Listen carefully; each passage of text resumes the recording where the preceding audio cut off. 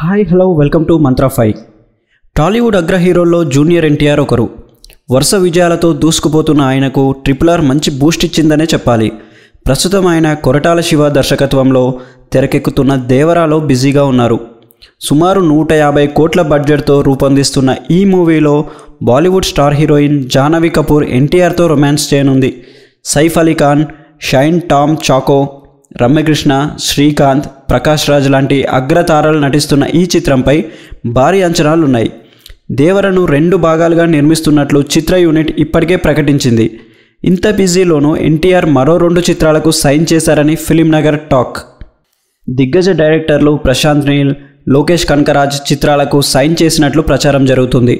అయితే కొన్ని అనివార్య కారణాల వల్ల ప్రశాంత్ నీల్ చిత్రానికి బ్రేకులు పడినా లోకేష్ కనకరాజ్ చిత్రం పట్టాలెక్కబోతుందన్నది ఎన్టీఆర్ ఫ్యాన్స్ ఫుల్ ఖుషి అవుతున్నారు.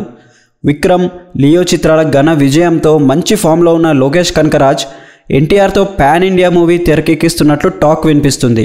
ఇప్పటికే టాలీవుడ్లో అగ్ర హీరోగా ఉన్న ఎన్టీఆర్ పాన్ ఇండియా రేంజ్లోనూ దూసుకుపోతాడని నందమూరి ఫ్యాన్స్ సంబరపడిపోతున్నారు. మరిన్ని ఇంట్రెస్టింగ్ అప్డేట్స్ కోసం మా ఛానల్ని లైక్ చేయండి, షేర్ చేయండి మరియు సబ్స్క్రైబ్ చేయండి. Thanks for watching.